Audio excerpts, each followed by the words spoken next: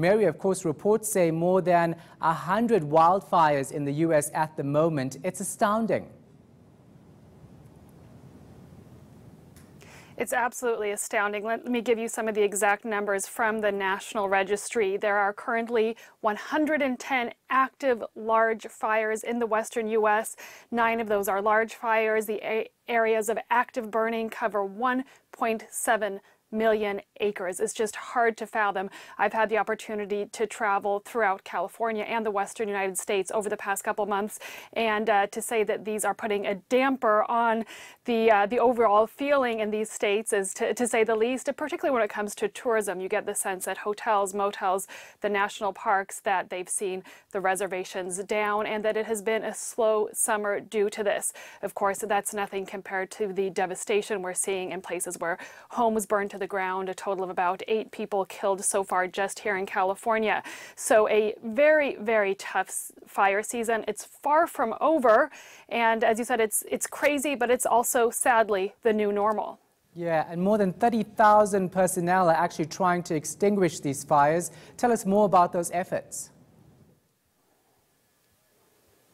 People are absolutely stretched to the limit. Firefighters coming in from a few other countries and from neighboring states to battle the blazes. Also equipment brought in, helicopters and jets that can drop some of that flame retardant on the fires, but people are stretched to the limit. That said, here in California, because these types of fire seasons are becoming expected, firefighters say they are prepared. They know that that they'll be working long hours throughout the summer and that this is what they're expecting. Where they are falling short, however, is not so much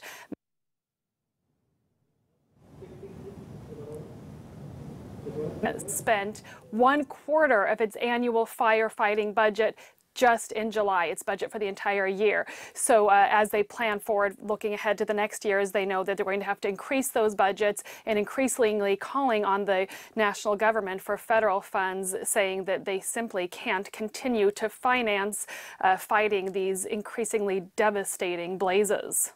And of course, these blazes have left many people homeless and no doubt costing millions to get it under control, also slowing down the economy in many areas. Oh, absolutely. The losses are not just the initial dealing with the fire and the evacuations, but all the lost time and wages for people directly affected by it, whether that's people working in agriculture, working the vineyards up in Northern California, or just people who, for example, here in Southern California, the fires hitting outside of Los Angeles and Orange and Riverside counties. Students had returned to school and now they're back home. It might be fun for the students to have an unexpectedly extended summer vacation, but that's lost time and resources for a lot of working parents. Housing, a major issue throughout California. In the best of times, homes and rents already cost a fortune pretty much everywhere here. And in the towns and the cities most affected by this recent slate of fires, they're talking about perhaps bringing in mobile homes, really building trailer parks for the people who've lost their houses, saying that already rents are starting to spike. And one of the bigger issues, both this summer and looking forward, is as these fires continue to get worse, it's getting harder and harder for homeowners to get insurance. So you might own your home, but if a fire comes close or sadly burns it down, your chance of getting money to replace, what really is your home is your castle. That's the idea here in the United States. That's where people put all of their savings, all of their money, all of their future planning in their home. Now, not only might they lose it now, but they also can't protect it with insurance. So that's one of the many things being discussed here as we are in the midst of a terrible fire season and knowing that it's only mid-August. We have likely a couple more months of dealing with this moving ahead.